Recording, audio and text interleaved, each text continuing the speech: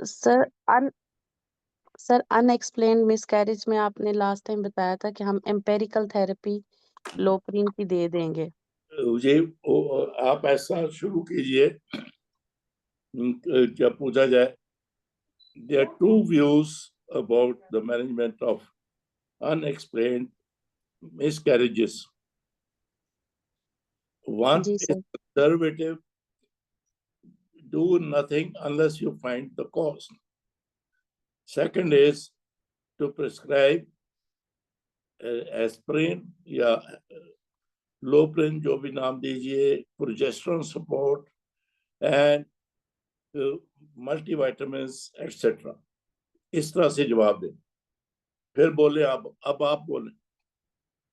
Okay, sir. There are two different miscarriage. One is that treat with according to the cause, and other view is in unexplained. We can start aspirin and progesterone and multivitamins. हाँ, बस आप पास। No, thank you, sir. If you answer like this, examiner को आपने एक तरह से shut up कर दिया, वो इसके मतलब नहीं हो सकती।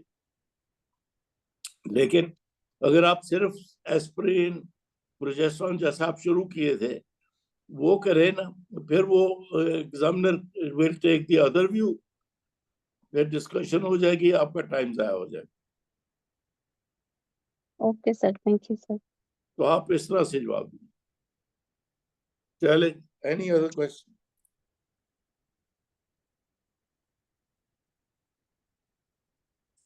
सर हिस्ट्रोस्कोपी का जो इंस्ट्रूमेंट्स है ना हाँ जी। सर, वो इनर शीथ, आउटर शीथ।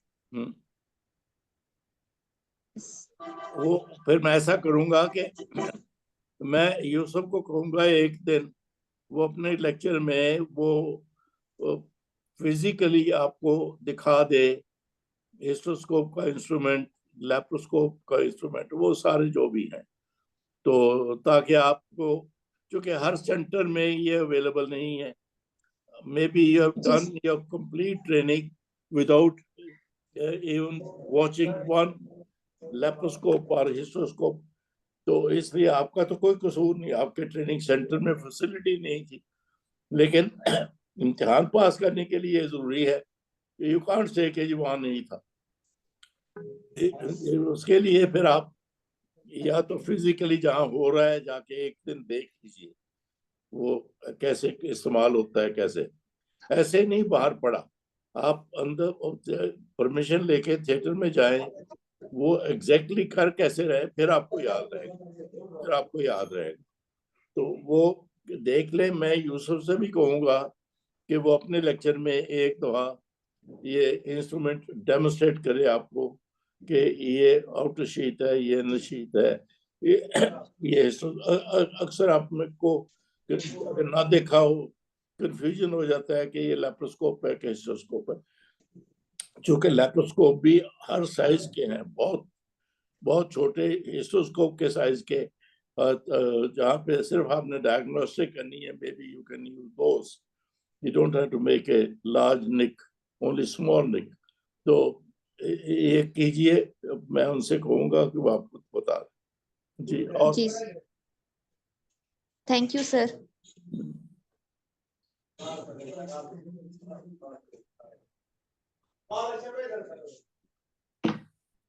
मैं आपको बताऊं कि 1974 में मैं पहला पाकिस्तानी था जिसने लैप्रोस्कोप इस्तेमाल की बहावलपुर में। मैं I was posted there in Quaid-e-Azam medical college.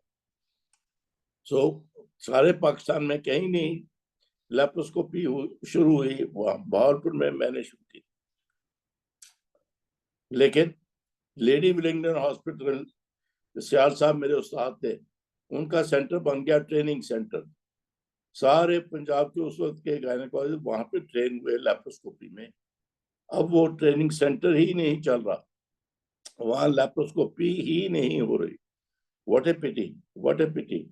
आप जहाँ पे भी जाइए, कीप योरसेल्फ अपडेटेड। और अगर वहां पे नहीं है, एस्टैब्लिश कीजिए आप फैसिलिटी को, और अल्लाह ताला आपको इसकी जजा देगा। सर लैया नाज़िश में तो जी, सर लैया में तो बहुत लेप्रोस्कोपी जो है ना सेटअप्स हैं कहाँ पे? सर लैया में। लिया, माशाल्लाह। जी सर। देखो वो वहां पे कोई नई गायनेकोलॉजिस्ट आया, उसने एस्टेब्लिश कर दिया। सर जनरल सर्जन्स ने रखे हुए हैं। वो जनरल सर्जन जब उन्होंने लैब खोली शुरू की, most of the general surgeon को मैंने पहला लेप्रोस्कोपी करवाई, मोस्ट ऑफ जी देम। सर। अब ये जनरल सर्जन हमसे कहीं आगे हैं, हम कहीं पीछे रह गए। हालांकि डायग्नोस्टिक लेप्रोस्कोपी तो वो हमारी ऐसे ही है जैसे ईसीजी मशीन कार्डियोलॉजिस्ट की है, जैसे गैस्ट्रोस्कोप गैस्ट्रोएंटरोलॉजिस्ट की है। हमें हर एक को आनी चाहिए और हमें करनी भी चाहिए। तो इसीलिए मैं कह रहा हूँ, जब आप पास हो जाएंगे जहाँ पे पोस्ट हो, अगर वहाँ फैसिलिटी नहीं है, आप जाके क्रिएट कीजिए। कोई इतनी महंगी भी नहीं है, और उसका हम आपके मरीजों को भी भला होगा, आपके साथियों को भी होगा। अल्लाह मियां जज़ा दे। मैं तो ग्रेट जी बिलीवर हूँ कि अल्लाह मियां आपको नेक काम की जज़ा इसी दुनिया में देता है। चले है 3-4 मिनट। एनीबॉडी?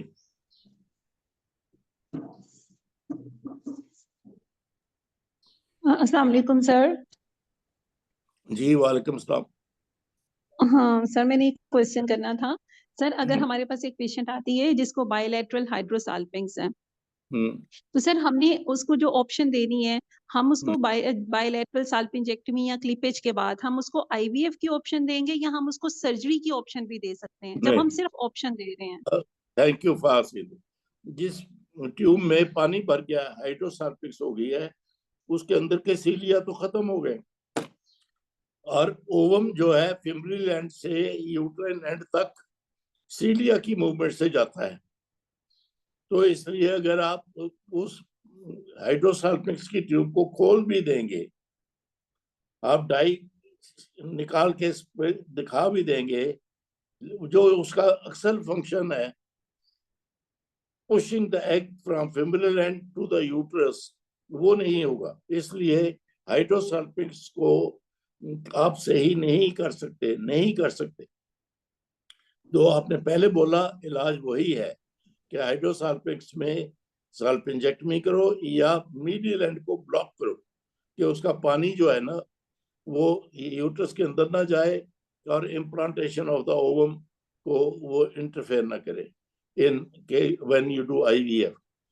तो इसलिए बायलैटरल हाइड्रोसाल्पिंग्स का ट्रीटमेंट एक ही है, that is either you clip the middle end of the hydrosalpinx or you do bilateral salpingectomy and then IVF. There is no other treatment for hydrosalpinx. जी ठीक है सर। वो sir वो ना अक्सर मेंटोर्स ने भी वो किया था, और दूसरा उसमें ना गाइडलाइंस में भी था कि अगर तो हाइड्रोसाल्पिंग्स का साइज लेस देन 2.5 सेंटीमीटर है, तो फिर हम उसको जो है, उसका मतलब है कि अभी सीलिया डैमेज होने के चांसेस कम है। तो अगर लेस देन 2.5 सेंटीमीटर है और पेशेंट आईवीएफ अफोर्ड नहीं कर सकती, तो फिर हम कर सकते, फिर हम उसको सर्जरी की ऑप्शन दे सकते हैं। आपने कह दिया कि जब हाइड्रोसाल्पिंग्स शुरू हुए होता है, सीलिया स्टार्ट्स बीइंग डैमेज्ड, तो 2.5 है या 2 सेंटीमीटर है या 3 सेंटीमीटर है, there is damage of cilia. So I would say आप यही स्टेटमेंट इस तरह से कहेंगे कि हाइड्रोसाल्पिंग्स में cilia are damage, so the best treatment for them is clipping or salpingectomy and then IVF. ये पहला फिक्रा। However, ये जब हम इस तरह की जस्टिफिकेशन डालना शुरू कर देते हैं, फिर हम कंफ्यूज हो जाते हैं। If the patient cannot afford IVF, अब उसके लिए क्या ट्रीटमेंट है? आप ज़ाहिर है कि मजबूरन आप कहेंगे जी चलो 1% चांस से ही उसको हाइड्रोसाल्पिंग्स को खोलो, ताकि वो 1% चांस अगर है नेचुरल प्रेगनेंसी का तो वो नहीं, इम्तिहान में ऐसा ना करें। इम्तिहान में आप डेफिनेटिव ट्रीटमेंट दें। आप ये कहिए कि hydrosalpinx means damage to the cilia. The bigger hydrosalpinx means more damage to the cilia, and cilia are important for transport of ova into the uterus.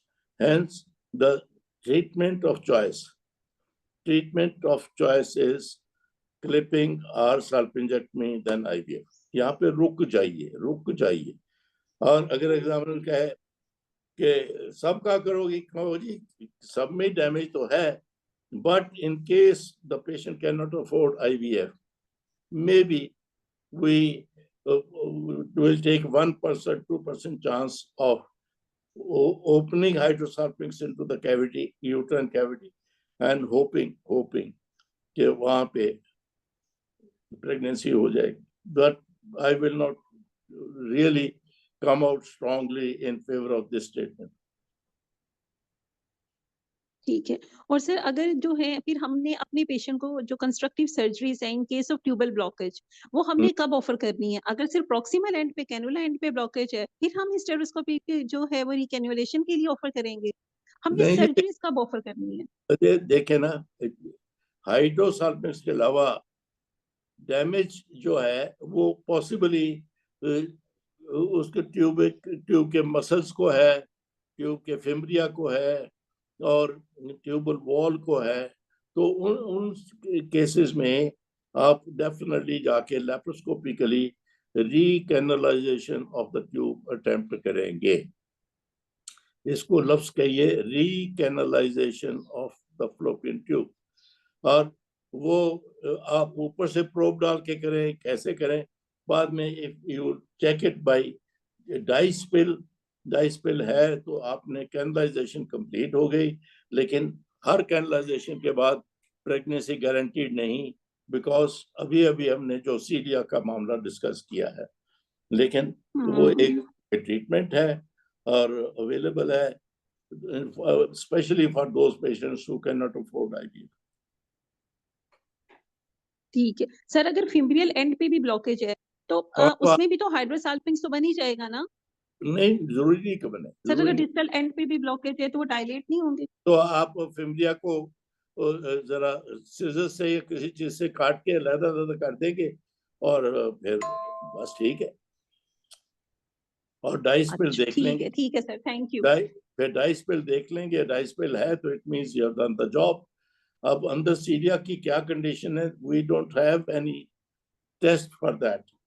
Even falloposcopy में भी जरूरी नहीं कि आपको सीलिया ठीक नजर आए. ठीक है, थैंक यू सर. सर फेलोपोस्कोपी क्या होती है?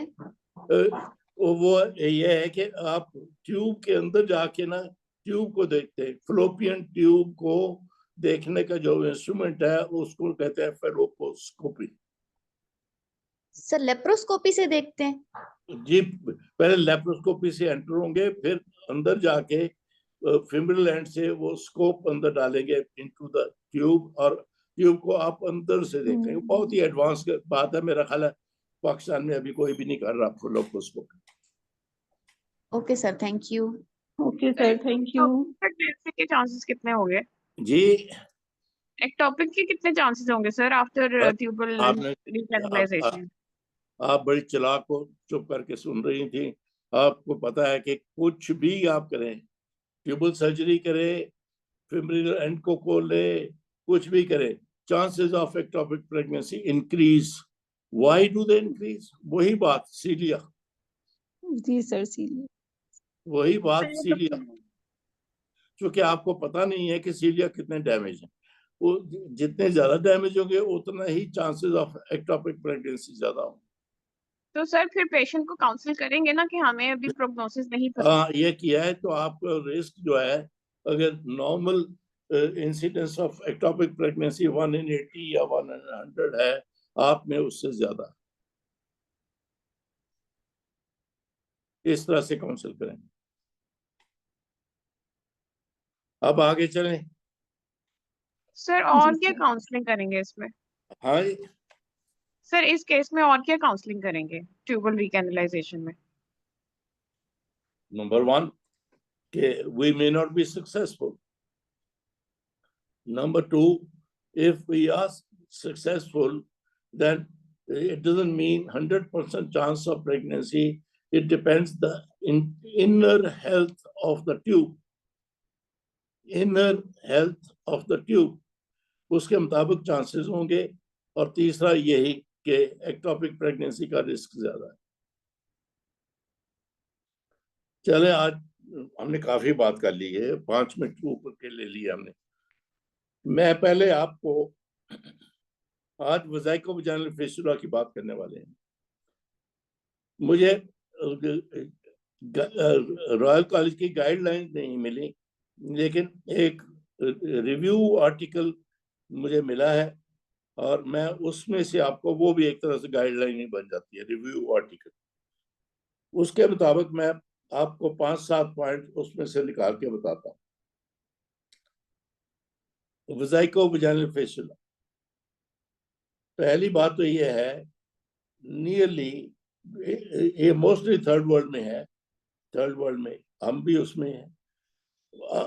तकरीबन 3 मिलियन पेशेंट्स हैं VVF के, बड़ा हाई इंसिडेंस है। और उसमें 80 to 90%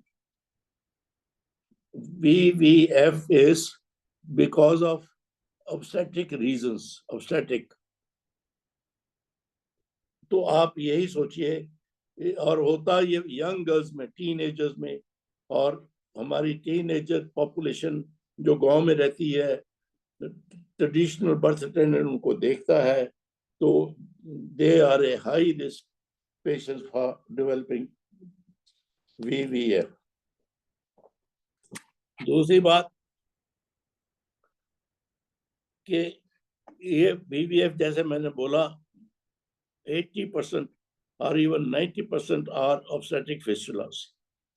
लेकिन इम्तिहान में चूंकि एक आपको तो सीन दिया जाता है ना, अगर वो पुराना सिस्टम लॉन्ग केस वाला होता, फिर 90 क्या 100% वो VVF ऑब्स्टेट्रिक रीजन से होता। लेकिन इम्तिहान में कोई आपको सिचुएशन बना के देते हैं, तो वो गायनिकोलॉजिकल भी हो सकता है। सो आज का ये पहला मैसेज, जो फिस्टुला की पिक्चर आपको इम्तिहान में दी जाए, जरूरी नहीं है कि वो ऑब्स्टेट्रिक फिस्टुला है। The other causes of fistula जो को सिर्फ 10% में होती हैं, लाइक पोस्ट सर्जरी हिस्टेक्टमी हुई, उसमें फिस्टुला बन गया, और मैलिग्नेंसी सीए सर्विक्स में बन गया, और रेडिएशन के रिजल्ट में बन गया, या कोई और इस तरह की वजह हो सकती है। सो इम्तिहान में आज की टिप पहली ये है कि जब आपको सीन दिया जाए, अगर वो यंग गर्ल रिसेंटली डिलीवर्ड नहीं है, तो think of these things which I have named just now. बहुत रेयरली कंजेनिटल फिस्टुला भी हो सकता है, लेकिन वो बहुत ही अनकॉमन चीज। इसकी clinical presentation, uncontrolled passage of urine, uncontrolled passage of urine, ये VVF है, वज़ाइको वजाइनल फिस्टुला। जहाँ मरीज खुद पेशाब भी करे, वो फिर think of other causes. It's not VVF will go down, हो सकता है वो यूरेटरिक फिस्टुला हो सकता है कोई और वजह हो, लेकिन इसमें अनकंट्रोल्ड पैसेज ऑफ यूरिन। फिर डायग्नोसिस कैसे? पहले तो हिस्ट्री से ही बड़ा क्लियरली हो जाएगा। हिस्ट्री होगी कि generally very young girl, generally teenager, और recently delivered by TBA at home, and following that, since that childbirth, usually childbirth भी stillbirth होती है, since that childbirth, continuous leakage, कभी कभी ये लीकेज जो है ना, फौरन नहीं शुरू होता, वीक का 10 days लेटर शुरू होता है।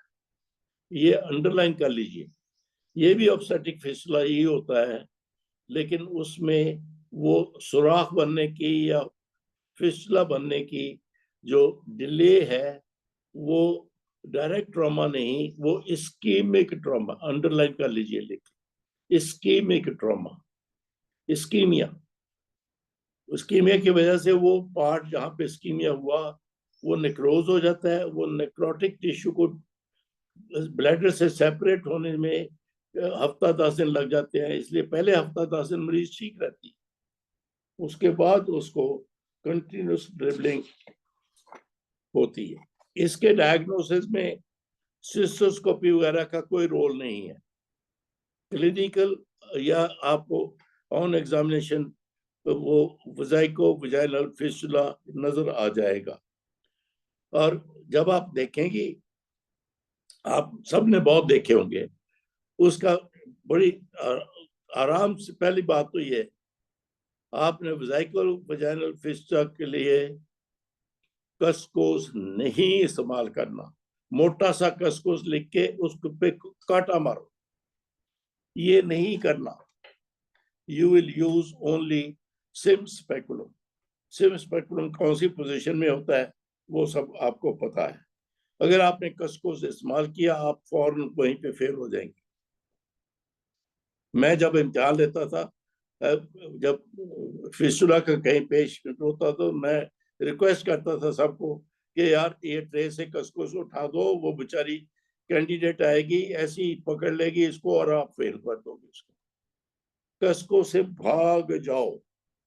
सिम स्पेकुलम ये बिल्कुल उसी तरह जैसा यूट्रोवैजाइनल प्रोलैप्स में। जब आप देखेंगे आपको कोई सुराख नजर आएगा, उसकी निशानी ये है कि सुराख के अंदर रेड एपिथेलियम होगी। ब्लैडर की एपिथेलियम, ट्रांजिशनल एपिथेलियम रेड होती है तो वो भी कोलमनर एपिथेलियम। और जो वजाइना की एपिथेलियम रोज आप स्पेकुलम करके देखती हैं वो पिंक होती है। सो आपको होल नजर आएगा, ऊपर लाल लाल, नीचे पिंक। ये है वजाइको वजाइनल फिस्टुला।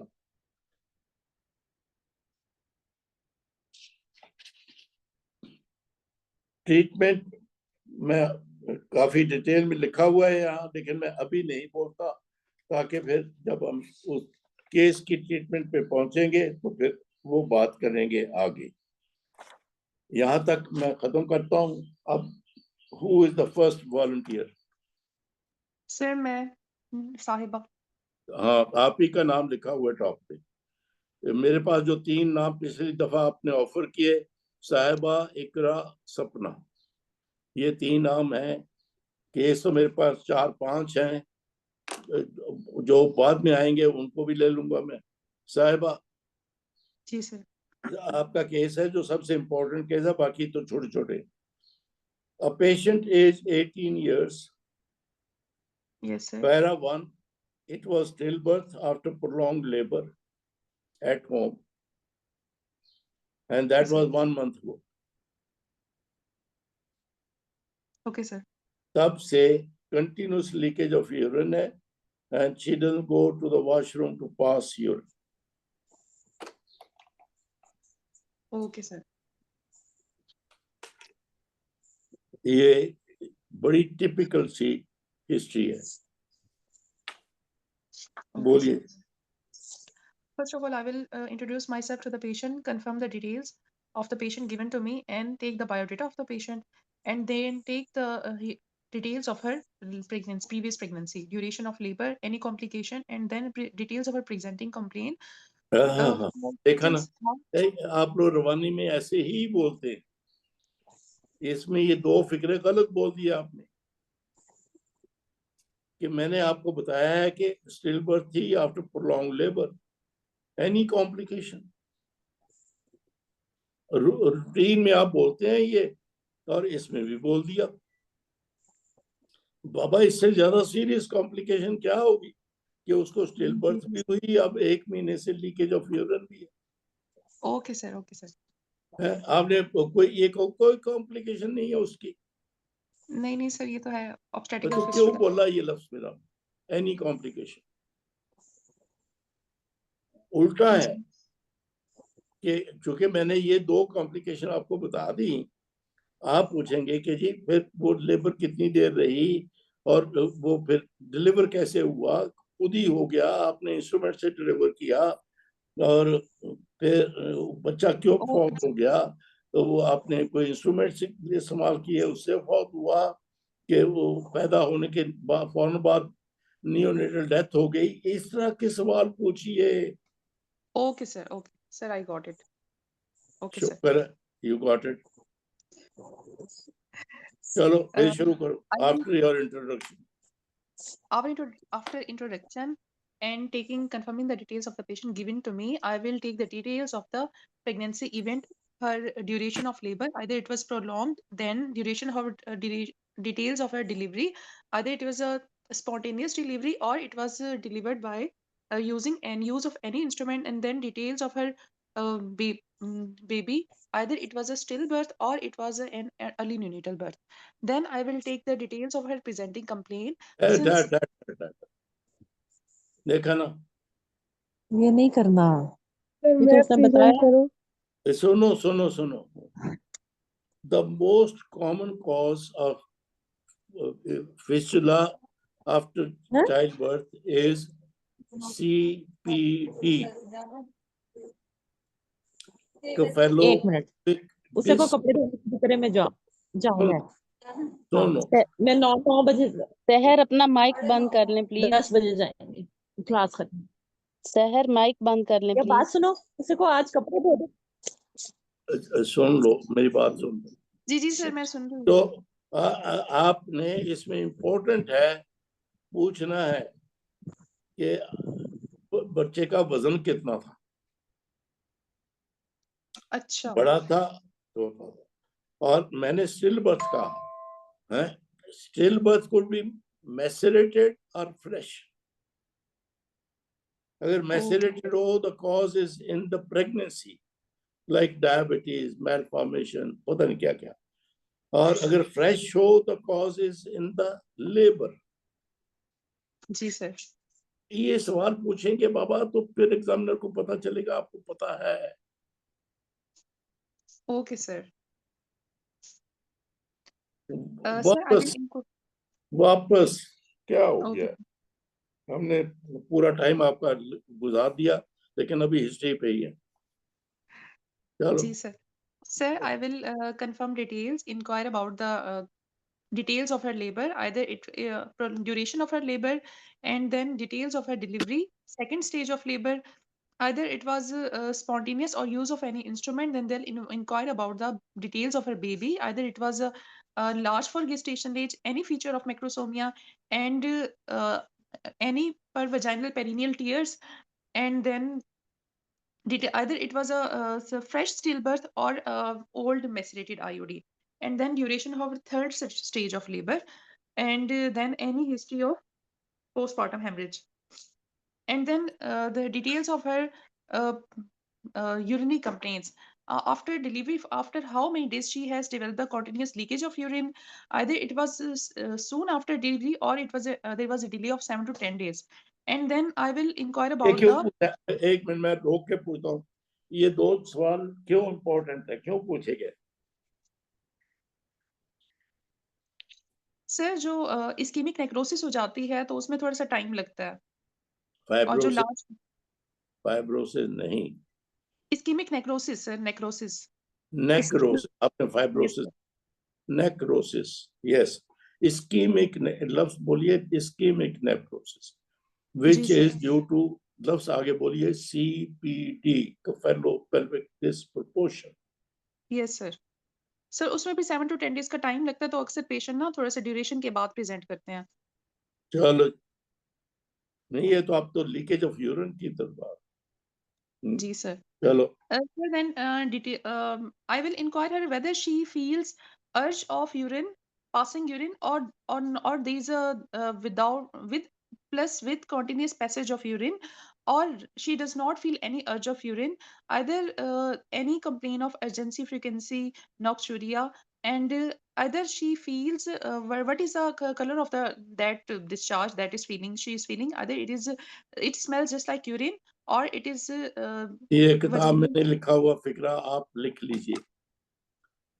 जब भी पेशेंट लीकेज ऑफ यूरिन की बात करे आपने पूछना है सुबह को शलवार और बिस्तरा वेट होता है कि नहीं। अच्छा, इस तरह किताब में नहीं लिखा हुआ है फिक्रा। ठीक है sir. If the bed is wet, her clothes are wet, it means incontinence. Okay, sir. Okay, sir. Either she feels, either she has to use pad or pamper continuously due to this problem. Either her clothes gets wetted or not. And then I will also inquire about her uh, any symptoms of overflow incontinence and overactive No, bladder. no. No, sir. आप पढ़ के नहीं आई। Sir मैंने अब पढ़ा मैं हुआ है सर। प्रेजेंट कर आप सर हमने volunteer हो, पढ़ के नहीं आई, कमाल करते हो। नहीं, सर हमने अपनी डीडीज में बाकी चीजों को भी तो रखना है ना सर। ओ वो तो जी, diagnosis बाकी में- चीजों यही नहीं खत्म हो रहा अभी तो, बाकी चीजें तो दूर चली गई हैं। नेक्स्ट इम्पोर्टेंट सर मुझे अंडरलाइन भी मौका दे दें। अंडर चलो नहीं, मैं आपको, आप कौन है? Sir doctor Lubna. लुबना। चलो मैं आपको अगला केस का चांस देता हूँ। ठीक है it's sir. Not fair to the candidate कि मैं उसको कहूँ कि तू फेल हो गई है मन के चले, नहीं नहीं, उसी को रेक्टिफाई मेजर्स करने चाहिए।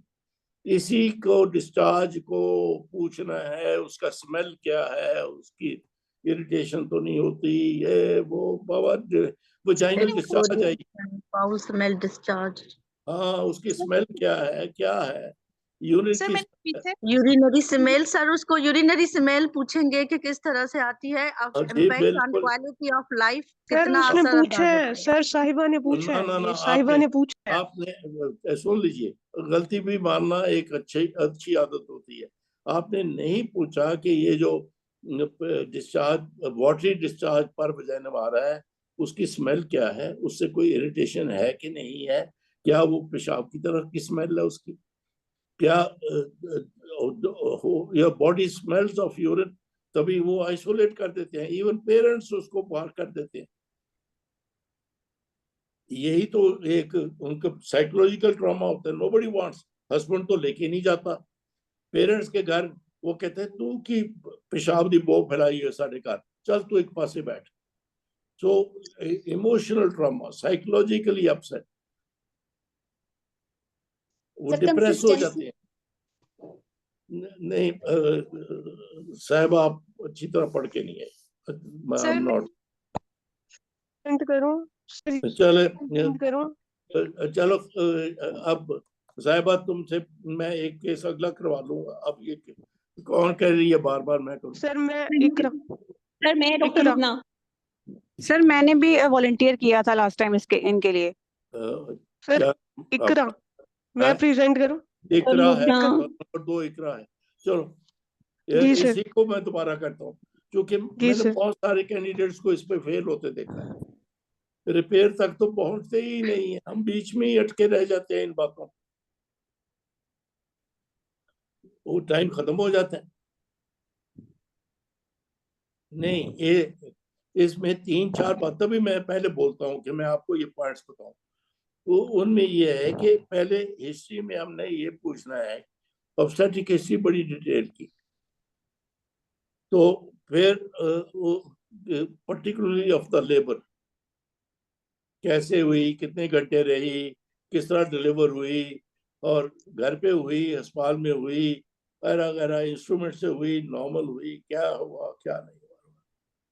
फिर उसके बाद उसकी इन्वेस्टिगेशन और ट्रीटमेंट, वहां तक पहुंचते ही नहीं। ये आप साहिबा टिपिकल केस हो, जी टाइम सर इसकी हिस्ट्री डायग्नोसिस में खत्म हो गया। जी सर ऑब्स्टेटिकल फिस्टुला की तो डायग्नोसिस बहुत ही इजी होती है सर। एग्जामिनेशन पे क्लियर यूरिन नजर आ रहा होता है ना स्पेकुलम से। नजर आ रहा होता है, वो होल भी रेड और पिंक वाला नजर आता होता है। जी सर। तो और फिर इसके अलावा फिर सर फिर हम चले सिस्टोस्कोपी। इकरा करना चाहती है ना अगला, यही जी सर। चलो सर यही आफ्टर। जी सर। चलो आफ्टर यही ब्रीफ। केस नहीं बाबा, जो वॉलंटियर करे ना उसका उसको फायदा ये है कि पूरा एक हफ्ता या इतने दिन होते हैं वो अच्छी तरह पढ़ के आओ। then you benefit by presentation. अगर उठ के इसी तरह impromptu जिसको कहते हैं extempore, तो वो फिर बात नहीं बनती, फिर you don't benefit from this presentation. बल्कि प्रैक्टिस करके आओ, ताकि ये केस अगर इम्तिहान में आए आपके 10 में से 10 नंबर हो। ऐसा ना करें। चलो इकरा बोलो। सर आफ्टर मैं brief फिर meeting, बोलता हूँ, as 18 para 1 that was still birth, 1 महीना पहले। अब जब से डिलीवरी हुई है कंटिन्यूस लीकेज ऑफ यूरिन है, the baby was still birth. जी sir. Sir, after brief mutual introduction and confirming details, I would like to gather information to reach the diagnosis and her management. First of all, I would like to know the presenting complaint, its duration, amount, color, smell, itching, consistency, associated with any fever, and then is there any desire to void? Then I will inquire her last menstrual date, how long she has been married for, as my patient is 18 years of age, her height, her nutritional status of the patient.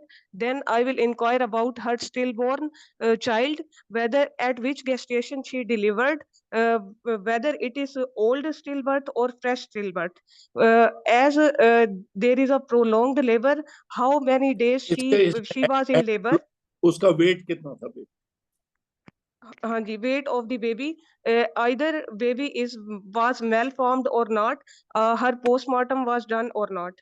Then I will inquire about any medical comorbid condition like hypertension, diabetes, any then ना पहले ये leakage को पहले presenting complaint तो leakage है। and ji sir वो मैंने पूछा है, amount, color, smell, itching, कुछ नहीं, कुछ कंप्लीट नहीं पूछा आपने, वो डिस्चार्ज की बातें करके स्मेल है क्या है वो, कि बाबा इसमें क्या there is any desire to micturate, if do you go to the washroom to pass urine, इस तरह के अल्फाज पूछो। और वो मैंने अभी अभी बोला था, बेड वेट होता है सुबह को, क्योंकि स्ट्रेस, जेन्युइन स्ट्रेस इनकॉन्टिनेंस में बेड वेट नहीं होता, इसमें होता है। जी सर। चलो आगे चल। Any desire to void and bed wet in the morning or not. Then I will complete the rest of the history, her socioeconomic status. Then I will proceed to the examination.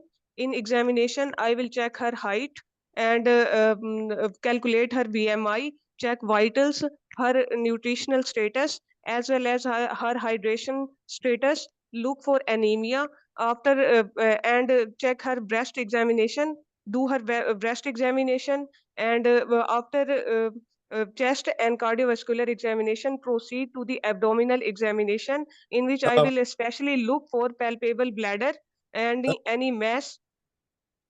आपने breast का जिक्र किया, very very good, लेकिन साथ फिक्रा add करो, जो कि उसकी स्टिल बर्थ थी, इज लैक्टेशन सप्रेस्ड और नॉट?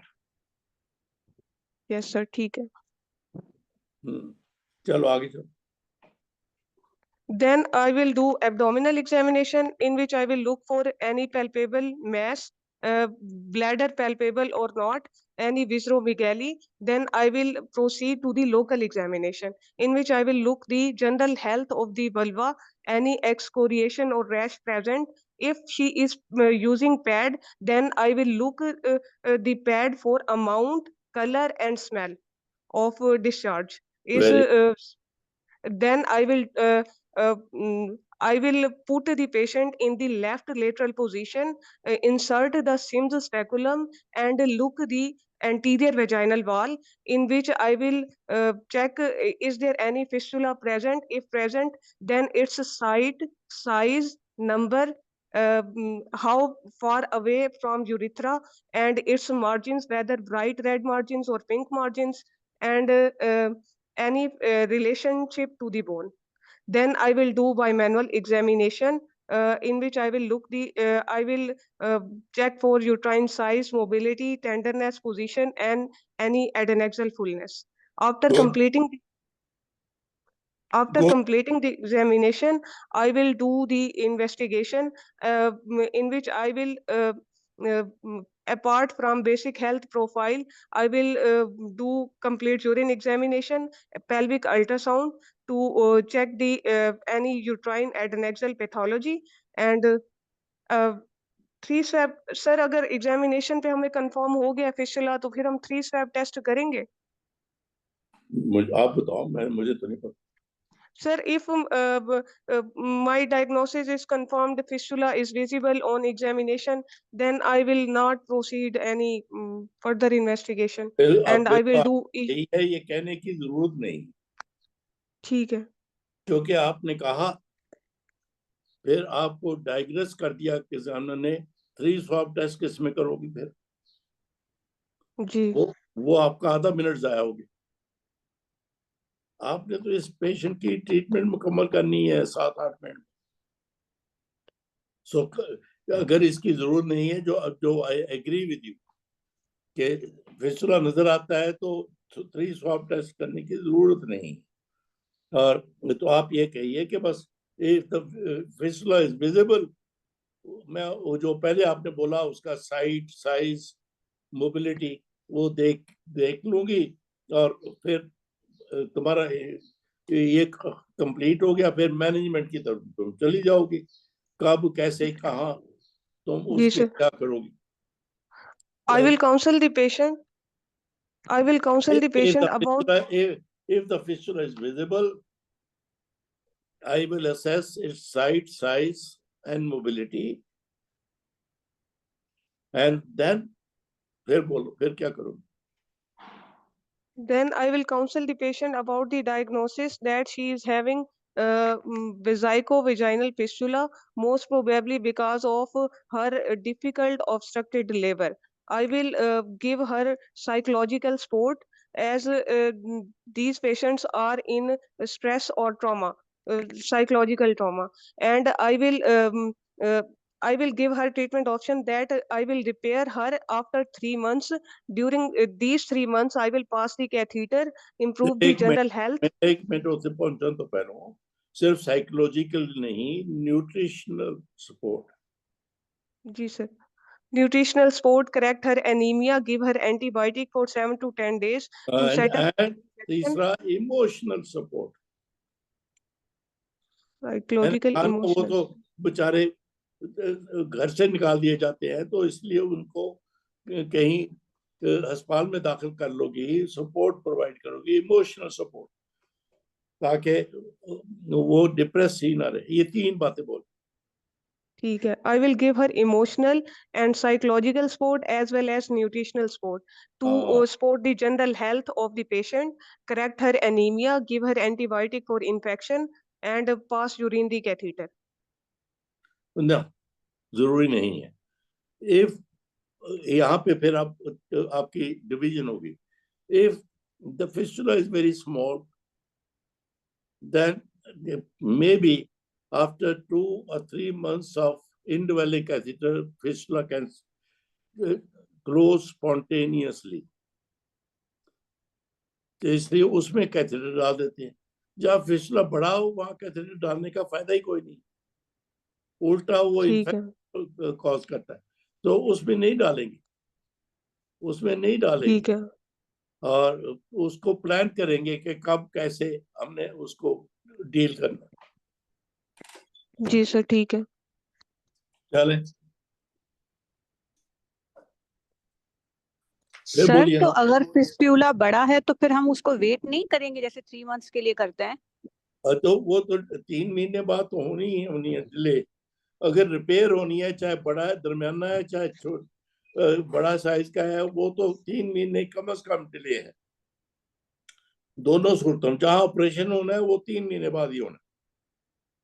अलबत्ता किताब में लिखा हुआ है, मेरा नहीं है, कि अगर बहुत छोटा है तो उसको 2-3 महीने इनडेवलपिंग पॉलिश कैथेटर डाल दो, तो वो स्पॉन्टेनियस हीलिंग की भी पॉसिबिलिटी होती है जो फिस्टुला छोटा हो।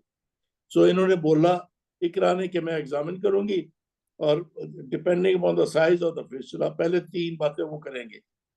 Nutritional support, emotional support, psychological support और वगैरह वगैरह। और फिर डिपेंडिंग अपॉन द साइज, यहाँ से शुरू करना है, depending upon the size of the fistula, if it is small, the possibility of spontaneous healing is there.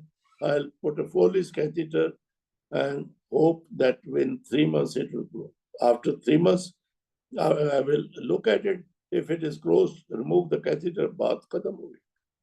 But sir if इसमें it आईवीयू नहीं करना, देखना नहीं है कि यूरेटर का कोई, या सिस्टोस्कोपी करके सर साइज कैसे पता चलेगा?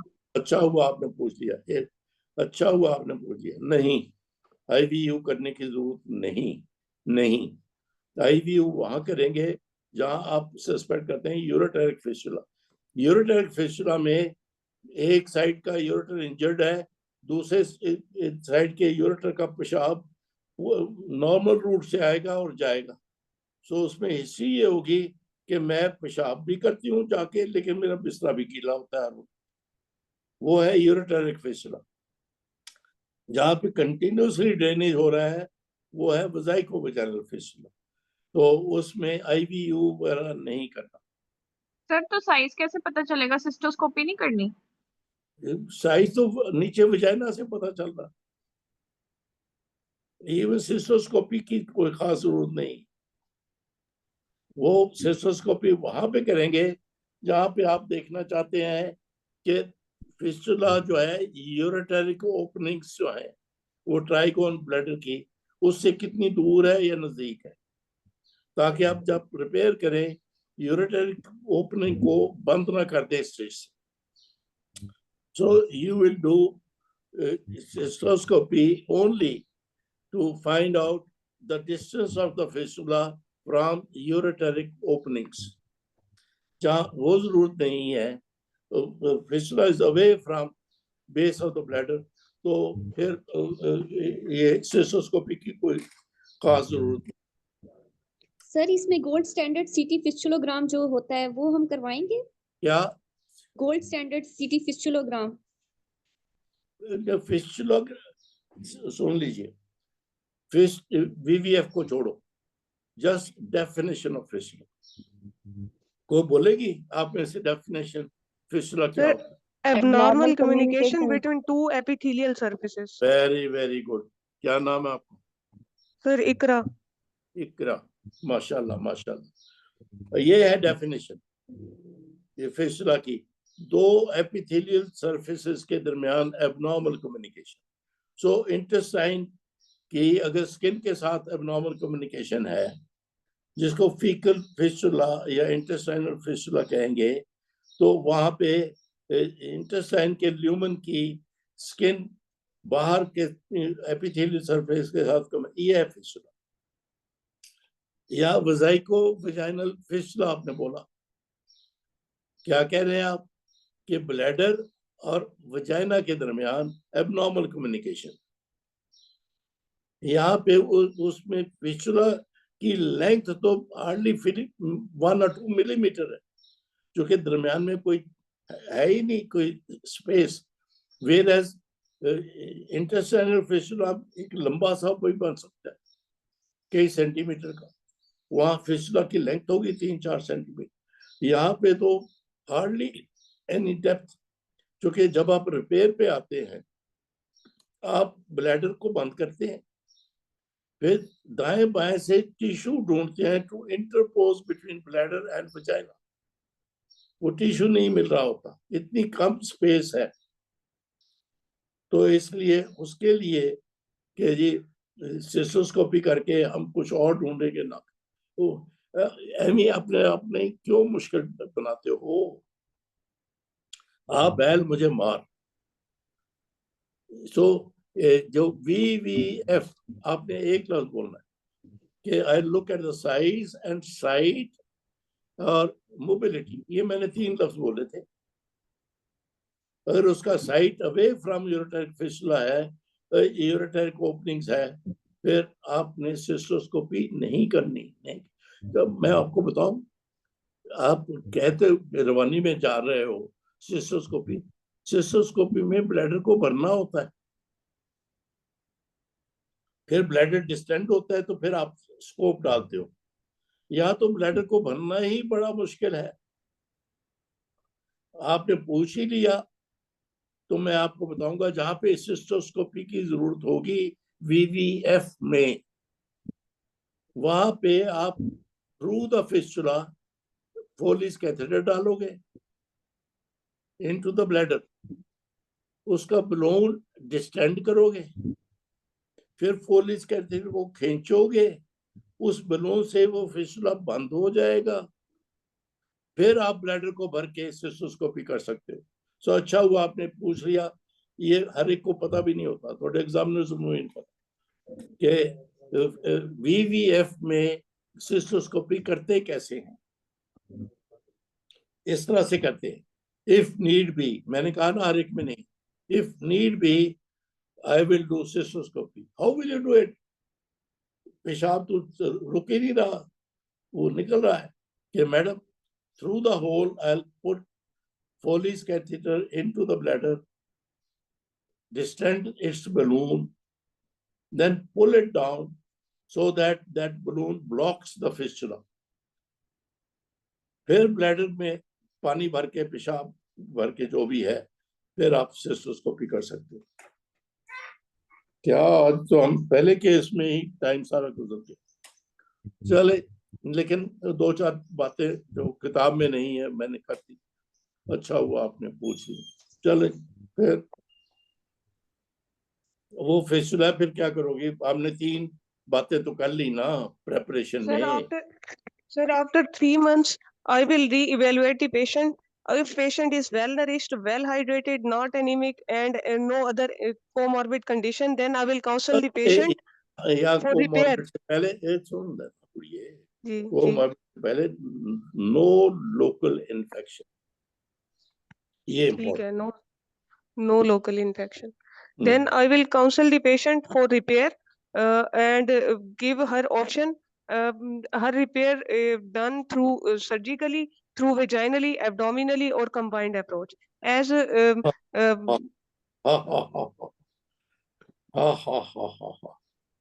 क्या करते हो, ऐसे नहीं बोलना। जी sir. My plan of repair will depend upon site, size and location. Sir UA करेंगे ना अब हम इसका, यूए करके तो सुन, ठीक है। ये 3 लफ्ज बोल के फिर आपने फौरन अनाउंस भी करना है कि if the fistula is at the base of the bladder low down, I'll do vaginal repair. ये है फिक्रा। सर रिपीट कर दें please. I will assess the site, कितनी दफा साइड साइज बोल चुका हूं मैं, the site size of the fistula. If the fistula is at the base of the bladder, I will repair vaginally. Full stop. बाकी laparoscope, abdominal root बोलने की जरूरत नहीं है। आप क्यों, आप लोगों को आदत पड़ गई है, आप मुझे मार, तभी फेल होती। आप एग्जामिनर को इनवाइट करती हैं कि मुझे फेल करो, इसके बावजूद क्या आता है, फिर भी आप ऐसे फिक्रे बोलते हो कि ये बड़ी वो खुश हो जाती। नॉर्मली सुती दुनिया आपका ऐसा फिक्रा सुन के वो जाग जाती है कि ये तो पारू फंस गया। नहीं, फिर बोलो। Sir, my plan of management depends upon the site, size, and location of fistula. If fistula is at base of bladder, then I will repair it vaginally. बस ये बोल। जी सर। तुमने लेप्रोस्कोप डाल दी, लेप्रोटमी डाल दी, ये डाल दिया, वो डाल दिया, ये बोल के आगे चल पड़ना है कि क्या स्टेप्स क्या है ऑपरेशन के वगैरह वगैरह। अगर एग्जामिनर को बहुत ही ठीक किस्म की एग्जामिनर है, आपका वक्त ज़ाया करना चाहती है, वो वापस ले जाएगी कि is that the only way you can repair through the vaginal root.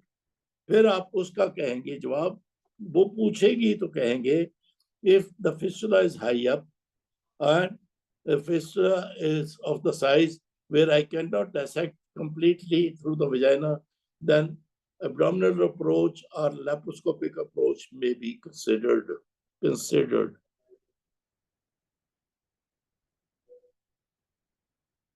एविना पॉविच सीधा सीधा आपने 100 फिस्टुला रिपेयर होता देखा होगा, सारे वजाइनली हुए।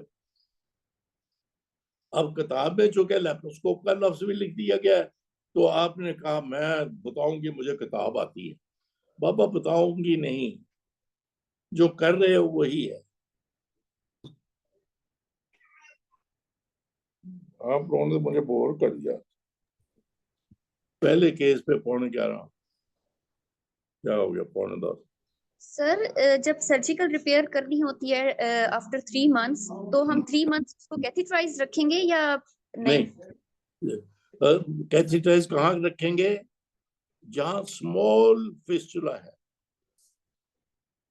तो स्मॉल लेस देन 2 सेंटीमीटर वहां पे डालेंगे कैथेटर पर यूरेथ्रम नॉर्मल रूट से, और वहां पे वी विल होप कि ऐसा ऐसा वो छोटा फिस्टुला खुद ही बंद हो रहा है 3 महीने। सर लेस देन 2 सेंटीमीटर जो होता है, 2 सेंटीमीटर से भी छोटा, वैसे ही थोड़ा सा वो लाल निशान नजर आता है, फ्यू मिलीमीटर्स। तो सर फिर उसमें तो वो यूरेथ्रा से भी पास कर रही होगी ना यूरिन, अगर स्मॉल होगा तो? ना, जरूरी नहीं, जरूरी नहीं। हो सकता है, आपकी बात सही हो सकती है, लेकिन जरूरी नहीं, जरूरी नहीं। लेकिन उसमें खैर आज के इस डिस्कशन में if there is small fistula, लफ्ज स्मॉल ही रखो। वो अगर बहुत ही पूछेगी कि हाउ स्मॉल, कहो जी फ्यू मिलीमीटर्स, तो उसमें मैं पर यूरेथ्रम कैथेटर डालूंगी 3 महीने, तो फिर उसके बाद देखूंगा। सर तो फिर वो ऐसी वेट होती रहेगी क्वालिटी ऑफ सर अगर लाइफ। 3 मंथ्स, हाँ सर हम सर्जरी तो अगर लार्ज फिस्टुला होगा फिर भी 3 मंथ्स के बाद करेंगे ना, तो वो 3 मंथ तक ऐसे ही वेट रहती रहेगी। हाँ बिल्कुल रहेगी। तभी मैंने कहा ना, बेचारे वो तो बहुत ही डिप्रेस आइसोलेटेड होते हैं, उसके कपड़े कंटिन्यूसली गीले, वो कंटिन्यूस लीकेज ऑफ यूरिन है, वो जहाँ बैठती है कुर्सी गीली हो जाती है, बिस्तरा गीला हो जाता है, सारे तो घर वाले तंग पड़ जाते हैं। ससुराल तो बिल्कुल छोड़ जाते हैं ना वो अपने माँ बाप के पास। सर और बाप भी ये ऐसे वेट होती रहेगी तो फिर वो इन्फ्लेमेशन कैसे सही होगी? यूरिन तो आता ही रहेगा ना। यूरिन कौन सा इन्फेक्टेड है? स्टेराइल है यूरिन तो उसमें कोई बैक्टीरिया नहीं है, कुछ नहीं है, तो जस्ट फ्लो ऑफ यूरिन वहां से will not stop the healing. तभी मैंने बोला कि जब 3 महीने बाद आप लोकल इन्फेक्शन को रूल आउट करोगे, फिर करोगे। सर अस्सलाम वालेकुम सर। जी सर हाँ, ये एक पेशेंट थी सर, उसकी डिलीवरी हुई थी, ग्रेविडा 3rd थी, तो उसका इतना बड़ा फिस्टुला बन गया था ब्लैडर में ही। तो जब हम पीवी कर रहे तो पूरा यूरिन बाहर ही आ रहा था उसका। फिर उसको कैथेटर डालने की कोशिश की तो वो मतलब कैथेटर ही निकल आया। फिर उसको मैंने जी सर, फिर उसको जो है ना 2 महीने के 3 महीने के बाद 2 महीने हो गए तो मैंने उसको कराची में लिख के दिया। सर शेरशाह की हॉस्पिटल है लांडी में, कुई हॉस्पिटल वीवीएफ के लिए। तो सर उसने तो उसको मतलब जल्दी रिपेयर मतलब करवा दिया था, और उसको जो है अभी पेशेंट बिल्कुल ठीक है, ओके है सर। शेरशाह वहां पे करते हैं। देखो ना, 2 महीने तो आपके पास आई, जी सर के पास गई, उसने चलो हाँ बहुत सर, उसको एंटीबायोटिक वगैरह इधर उधर की मेडिसिन काफी हुई थी, तो मैंने सिर्फ हॉस्पिटल का नाम लिख के दिया सर, शेरशाह का नाम भी लिख के दिया और वहीं चली गई फिर। Shershah is doing good work. Yes sir, yes, उसकी बहुत बड़ी टीम है सर शेरशाह की। जी चलो, तो वो यानी 3 महीने कोई कुरान शरीफ में नहीं लिखा हुआ 90 दिन। जी सर, 3 महीने के इर्द गिर्द 80 दिन भी हो सकते हैं, 100 दिन भी हो सकते हैं। सर मेरा एक सवाल है। सर मेरा एक सवाल है। जी बोलो। सर पिछले किसी एग्जाम में ओल्ड मतलब सर कोई सिनेरियो था जिसके अंदर ना उन्होंने यही दिया हुआ था टेबल पे ना, मेरी फ्रेंड ने बताया ये सिनेरियो था। उसमें ना पेशेंट की हिस्टेरेक्टमी हुई थी 5 years पहले, और हाँ अब वो जो है ना वीवीएफ के साथ मतलब के साथ आई थी, नहीं वो आई थी सर यूसुफ सिंड्रोम के साथ, नहीं वीवीएफ के साथ आई थी, वीवीएफ के साथ। तो सर उन्होंने एग्जामिनर ने पूछा कि 5 साल पहले हिस्टेरेक्टमी हुई थी तो अब उसको क्यों ये फिस्टुला डेवलप हुआ। आप बोलो क्यों। सर मैंने फिर इसको सर्च किया और पढ़ा तो सर शायद सूचर को इंजरी हुई, सूचर मतलब ना थ्रू ये एंड थ्रू जवाब नहीं नहीं, हुआ होगा। ये जवाब नहीं, फिर बोलो। अच्छा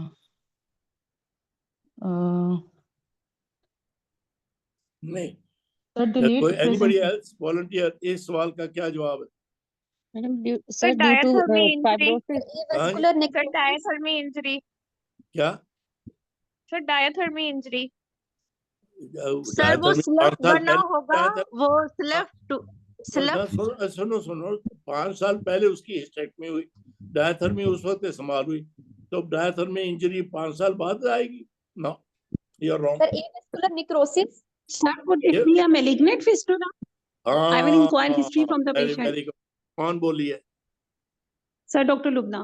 लोबना। पहला डायग्नोसिस मैलिग्नेंट फिस्टुला,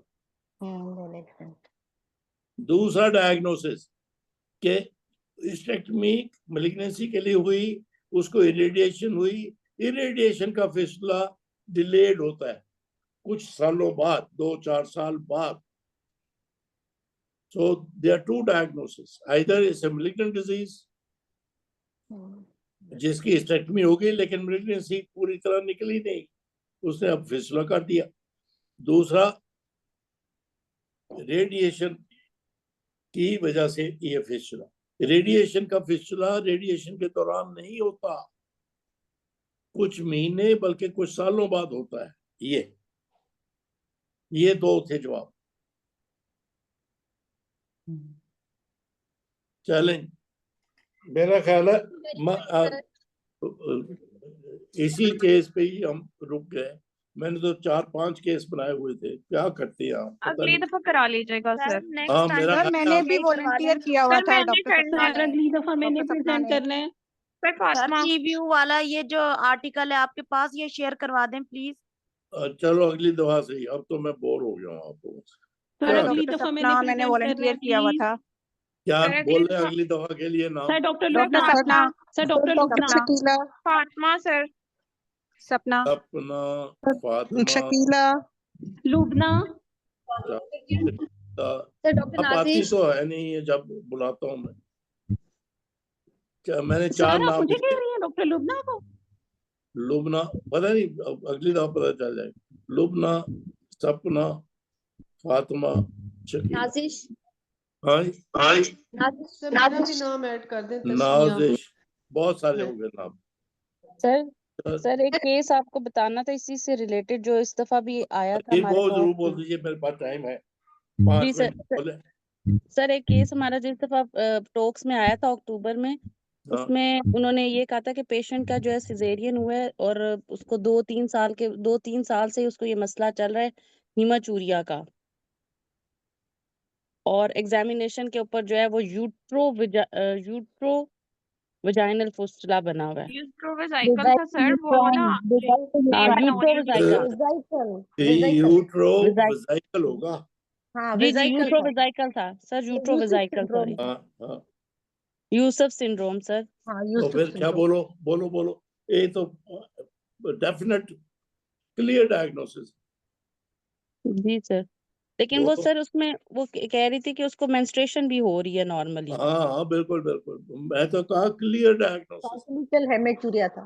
साइक्लिकल हीमाचूरिया था सर। ये बिल्कुल एक डायग्नोसिस है इसका। ठीक है सर। क्या है वो बोलो। Vesico uterine fistula. Vesico uterine fistula no sir, utero vesical fistula.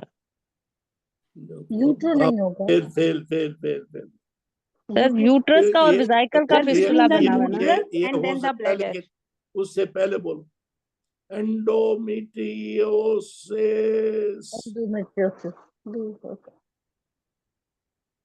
कमाल करती हैं आप। जब सर मैंने पेशेंट कहे कि साइक्लिकली माहवारी के दौरान वहां से ब्लीडिंग होती है तो क्या डायग्नोसिस? सर मैंने एंडोमेट्रियोसिस बोला था तो वो जरा नाराज हो गई थी। ना ना ना ना, नाराज नहीं होंगी।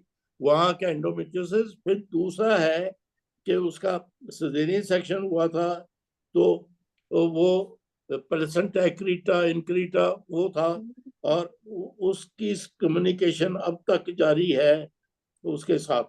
सो previous history of placenta accreta और इनक्रीटा और परक्रीटा जो भी है, ये है दो डायग्नोसिस। पहला एंडोमेट्रियोसिस, पहला कुछ नहीं बोलना। और एंडोमेट्रियोसिस जो पेशेंट कहे मुझे साइक्लिकली ब्लीडिंग पर रेक्टम होती है, पर ब्लैडर होती है, ये मेरे वुंड नाक के पास जो है यहाँ से मेंसेस के दौरान ब्लीडिंग होती है, all cases of endometriosis, all cases of endometriosis. Number 2, चूंकि यहाँ पे सिजेरियन सेक्शन का जिक्र हुआ है, और वी नो प्लेसेंटा एक्रीटा इनक्रीटा परक्रीटा जो है वो that means going into the neighbouring organ, वो ब्लैडर में था, वो उन्होंने करेक्ट नहीं किया, तो वहां से गल उस एंडोमेट्रियोसिस के पास पास ही है, दूर नहीं है। चलो सर असल में ना एग्जाम में हिस्टेरोसाल्पिंगोग्राम की पिक्चर बनी हुई थी जिसमें एबनॉर्मल कम्युनिकेशन उन्होंने दिखाई हुई थी हाँ, तो ब्लैडर और यूट्रस के दरमियान में ना। फिर भी आप ये बोलिए कि उसको प्लेसेंटा एब्नॉर्मल कम्युनिकेशन कैसे हो गई? 2 तरह से हो गई, एक तो सर्जिकली हो गई,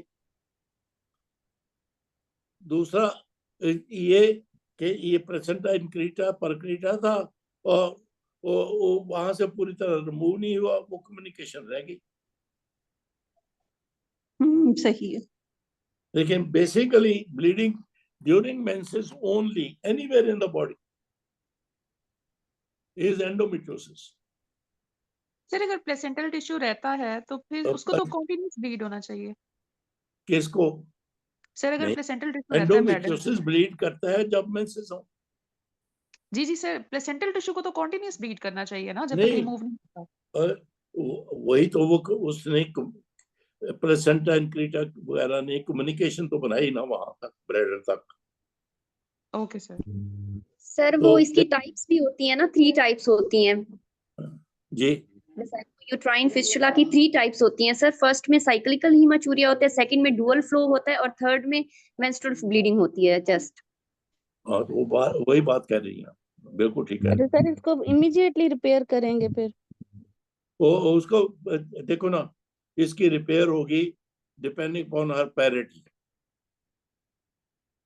डिपेंडिंग ऑन सर? बच्चे कितने हैं, ओके। क्योंकि इसकी जाके वहां रिपेयर कोई आसान नहीं होती। Generally you have to seek help of urologist. Multidisciplinary लफ्ज इस्तेमाल करना। Okay sir. चलो ओके, 10 तो बज गए। Thank you very much. लेकिन खुदारा thank you sir, thank you so much. ये जो वॉलंटियर है, होगी या नहीं? अगर इन्होंने अच्छी तरह बीवीएफ नहीं पढ़ा हुआ, मैं सख्त नाराज हो जाऊंगा। नहीं सर, अच्छा पढ़ के आए। सभी पढ़ के आइए, लेकिन जिन्होंने अटेंड करना है वो तो जरूर पढ़ के। Okay sir. अच्छा नहीं है कि चलो खुदा हाफिज। Thank you sir. Thank you sir. वालेकुम वालेकुम। Thank you sir. Thank you sir, thank you so much. Class Monday को होगी या वेडनेसडे को? मेरी फैमिली तो कहती है मंडे को बिल्कुल ना लूं, लेकिन मेरा ख्याल है मैं लूं। सर ना लें, फिर आपको इजी नहीं रहता तो।